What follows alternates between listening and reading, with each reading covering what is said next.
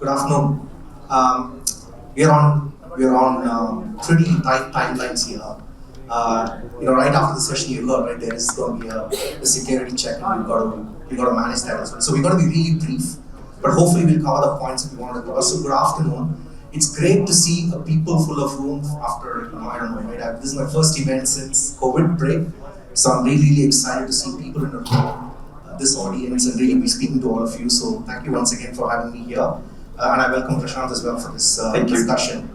The topic is about automation, right? And how do we use cutting-edge automation tools and frameworks that will allow us to really improve customer experience overall, but through that also deliver better returns, right, for the investments we make. And I don't think anybody in the room would disagree that's an important area.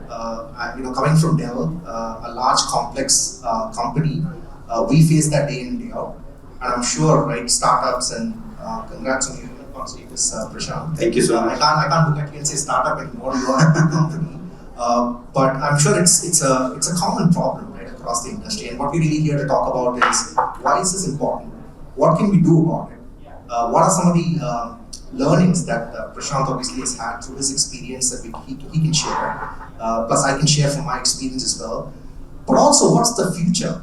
Because the pace at which this is changing is significant, right? So what was relevant a year ago is now very different. So how do you keep pace? What does the future look like? If there is a way to forecast what this is going to look like a year from today, what would that be? And how can you all take away something from here that you can go apply in your business, right? So we really keep it relevant.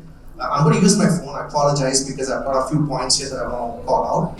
So to begin with, right, let me just state some facts, right? So just to bring this to a common context for all of us, and then I'll open it up some questions for Prashant, and also for him to talk about his company and what they're doing.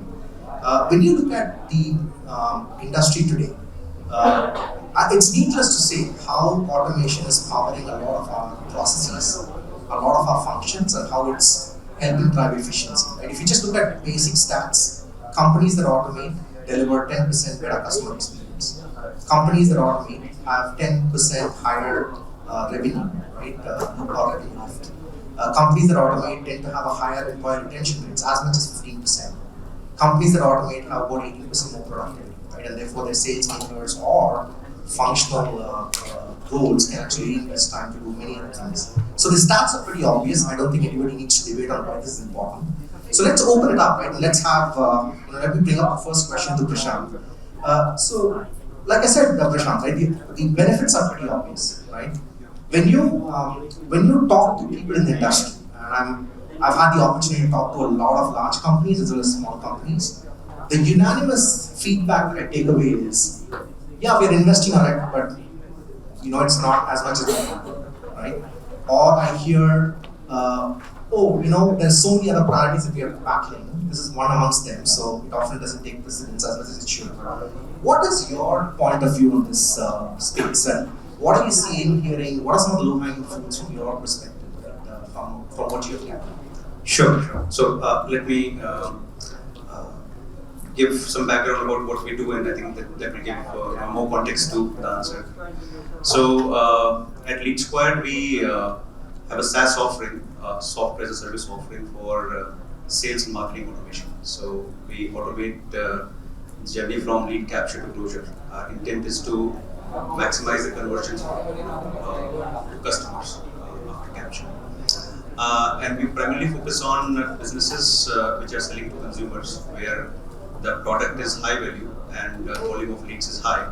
And without some sort of system in place, it's very difficult to keep selling every week, every month.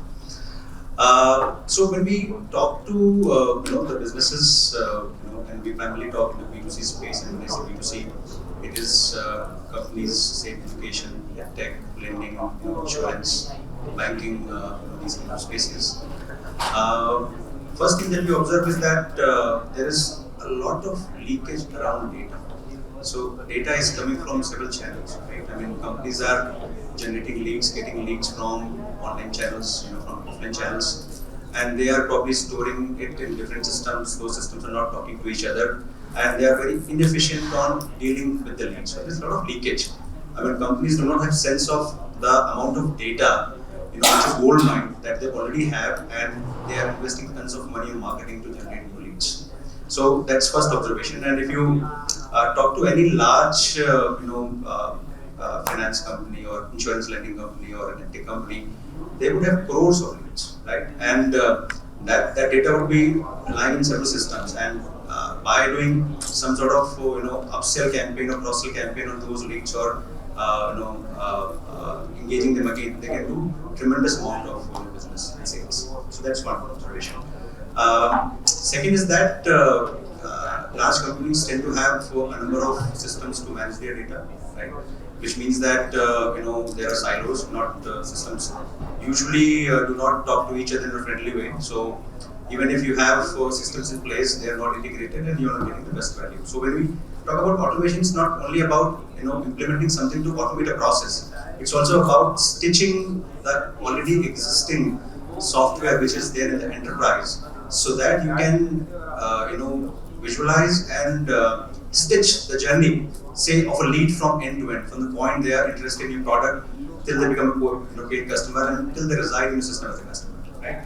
So these are broadly the important observations. There are many more, but I think these two are pretty important. And what we have seen is that, like you said, there is when you talk to them, and sometimes it may not be top priority, but the space in which we operate, sales and marketing, it's a revenue enabler space, right? So we see a lot of interest and desire to automate systems and integrate systems when we specifically talk about sales and marketing.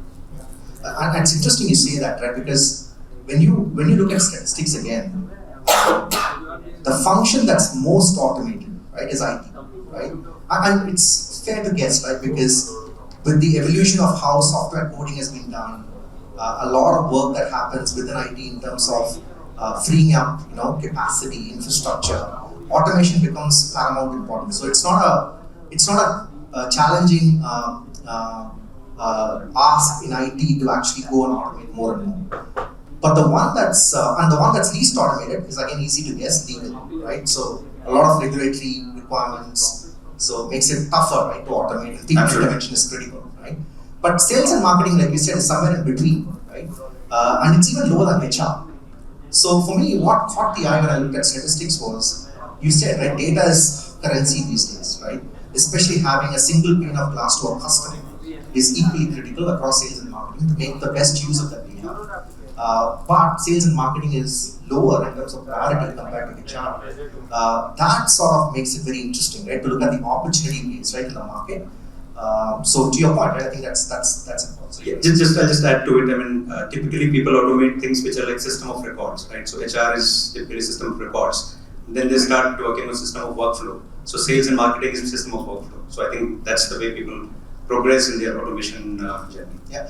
Another important point you brought up was how much of automation is right automation, right? And this is something that's always been sort of, we've been looking at it as well, because to your point, right, you want to automate. You want to automate the right things, but you also want to allow innovation in the right things as well, right? Sometimes automation can stifle innovation, right? So in your view, how do you see the balance between automation and allowing for innovation, right, deliberately and purposefully? Sure, I think so.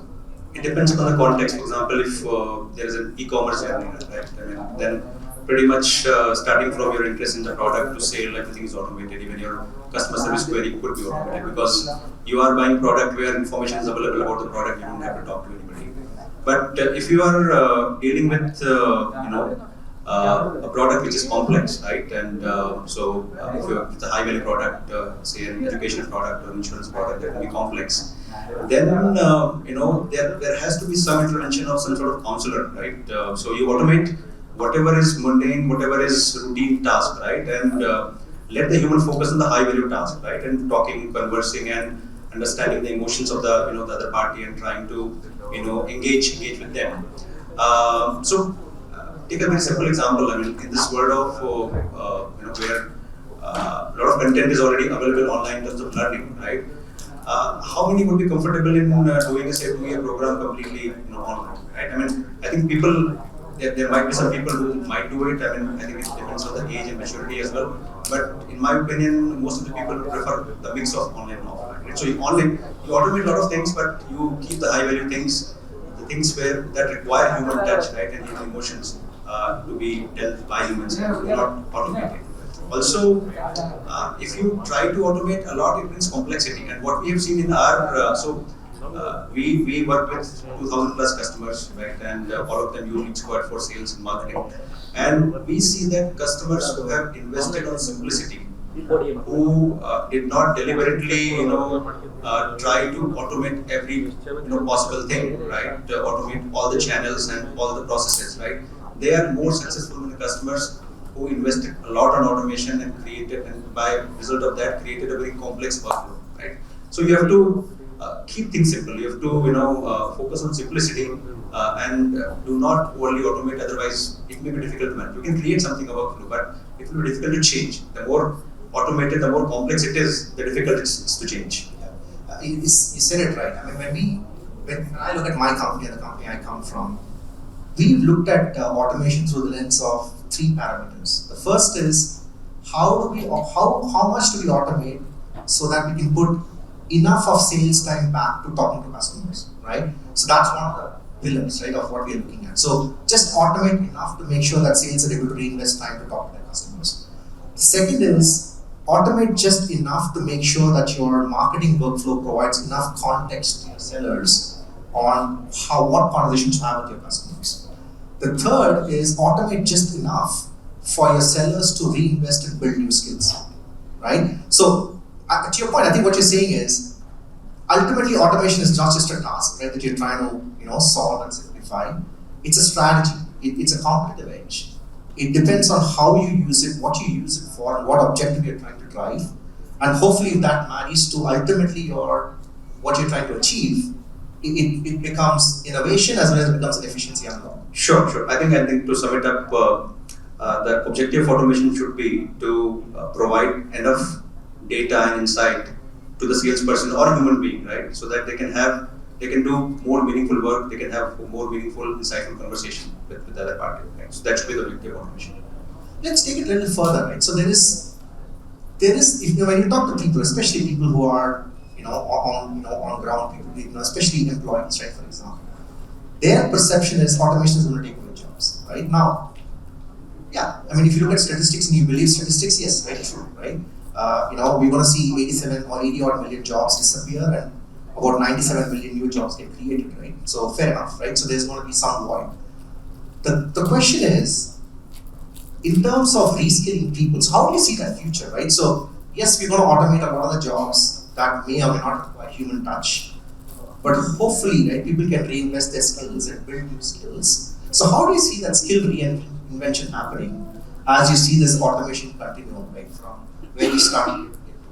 Yeah, I think it happens every time when there is a new technology disruptive technology that comes in place, and there is a fear that this is going to take up jobs, right? I mean, robots will take up the jobs, or robotic process automation will take up the jobs, and it happens. I mean, whatever human being is doing, if that can be automated in a end-to-end way, right, and if it's not a high-value task, then those jobs will be taken. But this also creates opportunity for better jobs. So and my fundamental belief is that every human being is meant to do something which is high order, high value, right, and not spend time in doing repetitive things which can be done by robots. So, for example, RPA had tremendous impact on the BFSI industry, right? But if you look at data, I mean, if I talk about India, I mean, I think the jobs in the banking and BFSI have been increasing only, right? So some jobs are gone, but new jobs are created, which are more meaningful, and I think, and that gives us opportunity to graduate from what we've been doing. So it's not a bad thing. I mean, it's ultimately, I think, net beneficial for employees' growth, for companies' growth, and overall, the society's growth. So when you think of the future of automation, right? I mean, one of the things I've seen, right, personally in marketing, in my role, and I'm sure everybody's seeing it, is the role of AI and ML, right, machine learning, is significantly changing the capability around automation, right? Which I was saying at the start, what was automation a year ago, and all the techniques we had and all the tools we had has significantly evolved over the last year. How do you see the future? So if you were to sort of look at today and say, in a year's time, this is what automation could look like, what would you paint the picture for us? Yeah, so I think, as companies focus on integrating all the data, the behavior data and the attribute data that they have, there is going to be significant impact of AI and ML in terms of telling in every area of business, whether it's sales, marketing, HR, right?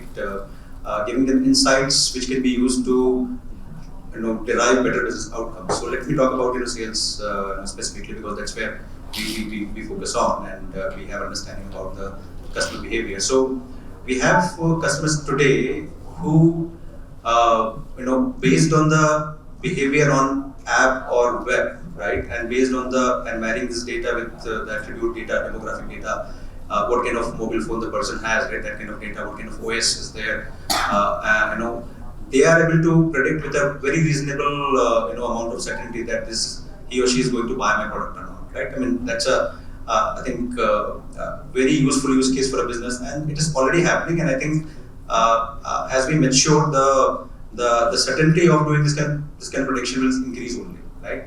So that's one example on the sales side. On the employee side, I see that based on analysis of the behavior data, you will be able to predict, right, early in the cycle of an employee life cycle, what kind of performance level the employee will be at, right? What kind of what is the tenure of the employee is going to be. So I think this AI, ML, and automation, and all the analytics around data will enable organizations to predict the future, predict some business outcomes, and plan accordingly. I think it will be net business enabler only, because if you are able to gauge the future, if you have some forecast, then you can plan the business accordingly, you can budget accordingly, you can make investments accordingly. Yeah, I think that's a great. I'm reminded of a couple of use cases, right, that I've seen personally being used. One is employee fitment. How likely is an employee who's been hired stays with your company for a reasonable period, right? So there's a lot of work that's being done using some of those, right, to really understand who's the right fit or not. Yeah, and sorry to interrupt, but how likely the employee is going to join? That's today you have this problem of people accepting the offer and not joining. And I think in some time we'll be at a place where we should be able to predict that what is the likelihood of this person joining your organization. That's actually a bigger problem. The other one that we have also looked at is what's as you look at sellers, right? Your point on sales side. What's the likelihood of a seller hitting a particular quota or a target far out, not just for the current period, right? Because that's easy to guess. And what enablement does a person need, or he or she need, to be able to even get there, right? So I think there are very, very strong use cases of how automation can help, AI, ML tools can help. So I think, that's a very interesting space, like you rightly said. I'm going to ask you a very, I wouldn't say personal question, but a close question, right? So first of all, congratulations, you became a unicorn in June. Yeah. In June, right? So I give applause. What has changed? This is something that I've always wondered, right? What changes to a company when they become a unicorn? Like, is there anything that changes? Or I think, it may be different for every company. I'll tell you my experience. So, we started the company in 2011, and we achieved this valuation in 2022, which is 11 years. And we have been one of the rare SaaS companies which actually started by selling in India. So traditionally, SaaS companies start in India, and they sell in US. And when we started doing that, we started going to VCs to raise capital.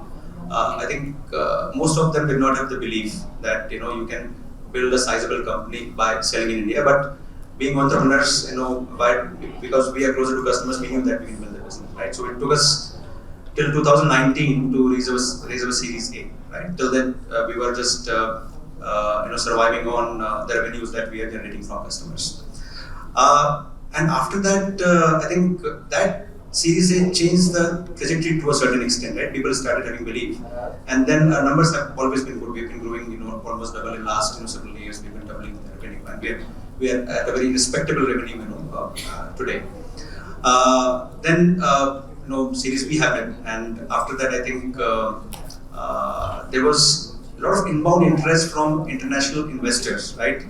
In trying to figure out what this company is doing, right? I mean, although I don't believe in that, you build sizable business by selling in India, but this company must be doing something different, right? And a lot of people came and we got this valuation.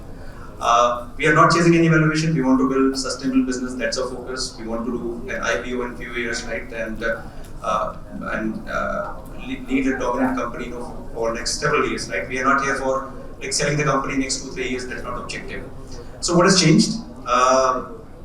Earlier, I think so. Our one of the focus areas for us are like banks and insurance companies, and earlier to enter the boardrooms of these companies, it was like you are calling, you're trying to set up the meeting, but you're not getting it right. Now we are getting invited. So now I think there is some recognition, and we are getting invitations to these kind of meetings where they're talking about some sort of sales transformation, and they need leading software. And even the consulting companies, large consulting companies, who typically advise these large enterprises, they are now recommending LeadSquared as one of the top choices when they are recommending any sales or marketing CRM software. So I think that has changed, and there's a lot of inbound interest for employment. So receiving a lot of profiles every day, and I think people want to work with us. And of course there's some visibility. Sometimes I get requests for selfies with people, so that's pleasantly surprising. So I think that's personal progress. That's awesome. So let's do this. We've got like 10 minutes left. I want to open it up to the audience. So questions from you. Yeah, please. Can somebody give her a mic or? Yeah, you are.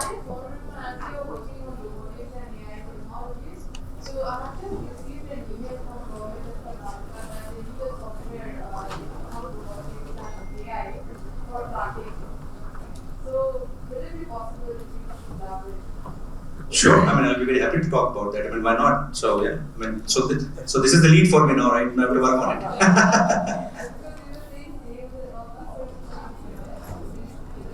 it. So we fundamentally have a business process automation software, right, which can cater to several kinds of processes. So certainly we can pursue it. Thank you. There you go. Yes, sir. So I speak. Yeah. See, we have different channels for the marketing and sales, right? So what do you think on the cold calling, WhatsApp, email marketing, right? So these are various channels. So what's your business, sir? What kind of business? So we are into debt financing, debt syndication, and restructuring. You're selling to businesses, right? Not consumers. Not consumers. So it's B2B. I see. We are selling to MSME as well as we interact with the startups. So we work as a consultant or investment banker. So my question is, considering the workflows, what are the top 3 channels you could, Sure. convey to us, and what will be the right usage and workflow systems on automations? Yeah, so for your kind of business, which is a B2B business, right, and you are selling, debt products to SMEs, right?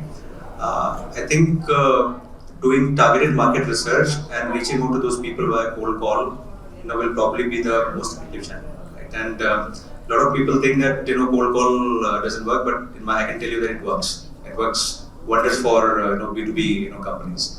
So that would be number one, I would say. I mean, you have created a targeted list and reach out to them. Not only cold call, but different channels, right? I mean, you reach out to them via email, very personalized, relevant email, right?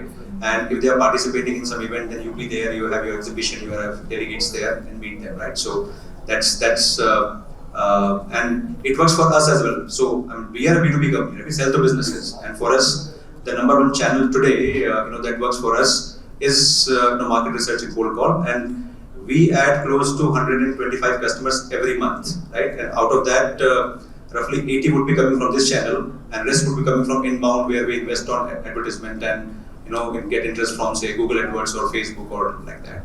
So that's number one. Number two would be if you can invest on content marketing, right? And So one is that you create content and put it on a website or other channels. The other is that you can build some thought leadership by conducting webinars. And webinar is a very interesting, very effective channel for B2B, right? And it works for us in India, it works for us in the US as well.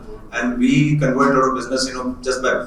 And webinar, I mean, it need not be about your product, right? It has to be interesting. You have to talk something which is relevant, resonates with, say, MSMEs, right? I mean, if you're trying to talk about, say, invoice discounting, right? How they can take advantage of that kind of product, right? You may not be selling that product, but at least you are generating the interest. So that would be, the second, most effective channel for you. And third would be ads, I'm not sure what kind of ads will work in your business, but in general, you can think about ads, whether it's online ads or offline ads, whatever suits your business. So invest on market research and cold calling, and the second thing, content marketing along with webinar. I think just focus on these two. Yes, sir. Yeah, you are. Customer engagement. When you see a lead, a customer is lead, or this is my target customer. So, are we doing something on the lead engagement or on the customer engagement side? Absolutely. So that's one of the very important piece of LeadSquared offering. So what we do, we provide a very powerful visual workflow designer using which you can design the engagement journey for the customer. Right? What you can do, you can say that if this lead is coming to on my website, right?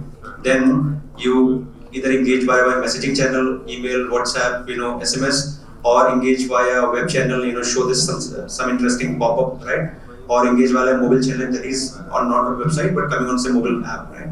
So and depending upon the outcome of that, whether they have opened email, you can do something else. If they have clicked email, you can do something else. If they have clicked the link on the website, you can have something else, right?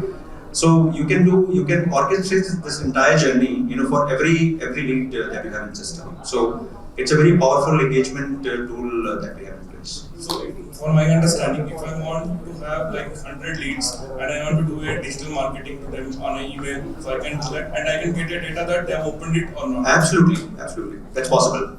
Yeah, and you need not do a bulk marketing. Basically, you can based on trigger, right? So you can design that whenever lead is doing this, then only do this.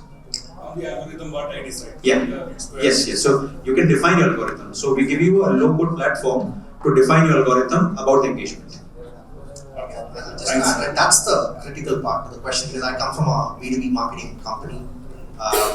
Trigger-based marketing is really the way to go, right? Because customers want unintrusive, action-oriented, contextualized information. The more you're able to provide contextualized information, the better the engagement will be. So, to the point that he mentioned, start off with the market research study marketing. Then you go into a content or some sort of a content map and a mechanism. You got to really have the right triggers to connect your dots, right? If you do not, you lose the customer pretty quickly, because then you're similar to any other mass marketing, right? So just keep that. I think that's an important point you just mentioned. Thank you. Last question. I think we've got to wrap up, but one last question. Sir.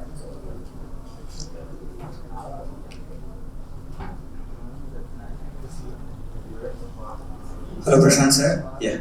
My name is Shivam, and we are in content management company for SMEs and early startups. And I previously used LeadSquared while I was working in Byju's, and really totally amazed the way you have built it and the way in upcoming times it's going on and Thank you. it's happening. Sir, I just wanted to know your perspective on, suppose someone is building for SMEs, a SaaS company for SMEs in terms of for content and content marketing. What would be the right priorities that you should set for first 6 months? Like in your case, what I understood, your targeted audience were bigger ticket companies like edtechs and where high volumes were there. For early age, for SMEs, for that kind of market, what should be the priorities? Got the question. So two things. So first is that you be very clear about the size of the market that you're serving, right? Yes. If it is SME, then what is the nature of SME? How many of those exist in India? How many of those exist in the world, right? And what is the price point range they'll be willing to buy this product, right? You do your research on that, right? It has to be a large enough space to create a sizable company. That's one. Second is that you do a product market fit. Basically, I mean, for that you just need to have a POC, or a mock-up, and you go to the SMEs, and it should not be your friend's company. It should not be your family friend or anything like that. It should be an independent company, and there should be 10, 20 of them who tell you that I am willing to give you this amount of money for this product. If you give me this product, I am willing to give this amount of money. Right? That's the validation you need. In first 3 to 6 months. Without that, don't even start working on the product. Right? Exactly. Yeah, that's it. Awesome. So let's wrap it up. Thank you, Prashant. Again, congratulations. Yes, thank you. Thanks for sharing. And look forward to talking to everyone. Thank you so much. Yeah, I'm around here. If any questions, I can take it personally. Thank you.